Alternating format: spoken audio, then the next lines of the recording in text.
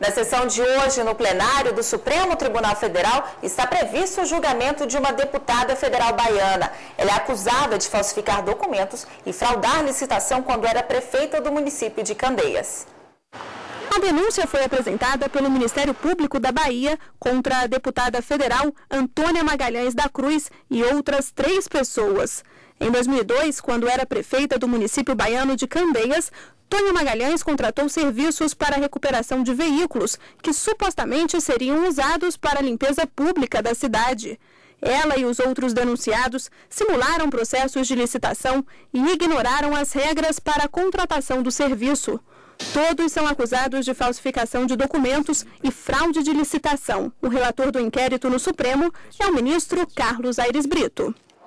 E aqui no estúdio eu recebo a consultora jurídica da TV Justiça, Karina Zucoloto. Boa tarde, Karina. Boa tarde, Ana Amélia. Karina, por que o caso dessa deputada vai ser analisado aqui no STF? Nós sempre insistimos nesse esclarecimento. A própria Constituição estabelece a chamada prerrogativa de foro em razão da função exercida.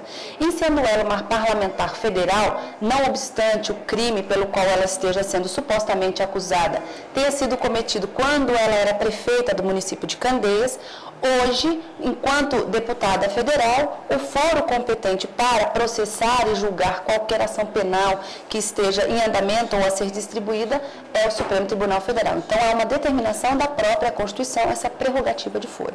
Karina, agora é recebimento da denúncia. Isso significa que, por enquanto, existe só uma investigação sobre o caso. Então, não tem ação tramitando ainda. É exatamente esse o ponto que os ministros devem analisar na sessão plenária desta tarde. O recebimento desse inquérito, né, para se transformar numa ação penal. Então, o Ministério Público traz as argumentações, os indícios, os fatos colhidos nessa fase de investigação. Tudo isso vem compilado num instrumento chamado denúncia, que é a peça inicial para o processo penal, para uma ação penal pública. E aí os ministros, analisando todos esses fatos e toda essa argumentação trazida do Ministério Público, decide se recebe a denúncia e aí deixa de ser um simples inquérito e passa a tramitar uma ação penal, ou se rejeita a denúncia, arquiva-se e aí não se fala mais nesse assunto, pelo menos por enquanto. Agora, apenas uma das acusadas é deputada federal. Como é que fica a situação dos outros? Eles também vão responder à ação aqui no STF? Pelo que consta, um dos acusados, inclusive, era procurador do município, o outro envolvido contratado, não são parlamentares federais, e aí, em tese, não teria esse direito da prerrogativa de foro, que é apenas da parlamentar, e enquanto durar o mandato dela.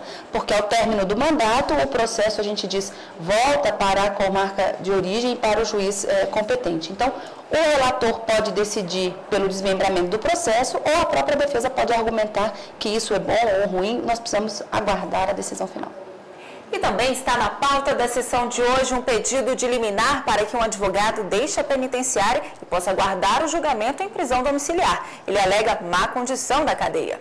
A prisão especial é concedida às pessoas com curso superior. O privilégio de ficar preso em cela separada dos demais detentos procura manter, em alguns casos, a integridade física e mental dos condenados.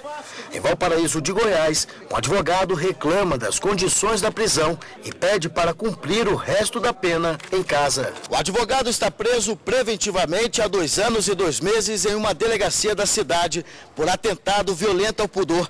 Ele relata que o local é apertado e sem higiene e que o Estatuto da Advocacia garante uma prisão mais digna. O próprio delegado atesta a insalubridade do lugar, mas disse que não teve outra alternativa. O caso chegou ao Tribunal de Justiça de Goiás, que manteve o advogado na mesma cadeia. Agora, o Supremo Tribunal Federal é quem vai decidir sobre a permanência ou não dele. O advogado não comprovou o exercício da profissão, e sim em outras atividades. Os ministros do Supremo vão analisar se esta postura profissional garante o direito à prisão em cela adequada ou à prisão domiciliar até o julgamento final do processo.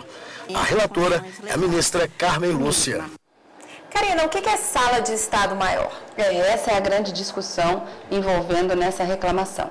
O Supremo já decidiu uma ação direta de inconstitucionalidade em que ele definiu que a sala de Estado maior não se confunde com a prisão simples, com uma prisão especial. Então, essa sala de Estado Maior, ela teria uma característica própria de uma sala e não de uma cela. Não haveriam grades, nem tranca pelo lado de fora da porta, a pessoa não ficaria, trancafiada.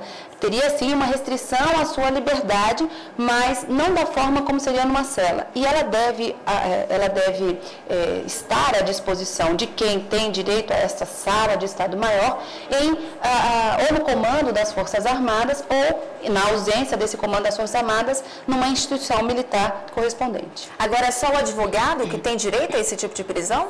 Veja, o Estatuto da OAB fala que ele tem direito a essa sala de Estado Maior.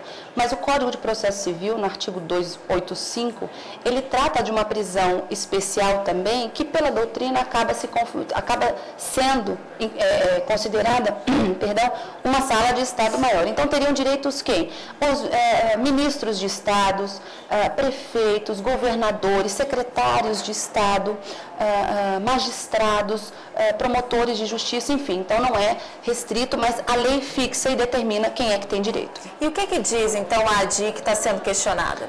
Nós temos hoje no julgamento, para ser julgado, uma reclamação que diz que houve uma afronta ao julgamento da ação direta de inconstitucionalidade, que decidiu que, no caso de advogado, o artigo do Estatuto da OAB, que garante a ele o direito de sala de Estado Maior, enquanto estiver cumprindo uma prisão cautelar, lhe é garantido, e na sua falta deve ser dado a ele o direito de cumprir essa prisão cautelar em prisão domiciliar, estaria sendo ofendido, já que no habeas corpus em que ele impetrou no STJ foi julgado, não foi procedente, o STJ não concedeu a ordem para libertá-lo. Então, ele vem ao Supremo para dizer que, embora seja advogado, já foi declarada a constitucionalidade do Estatuto da Ordem, garantindo o seu direito à sala de Estado Maior, e esse direito não vem sendo, de uma certa forma, cumprido.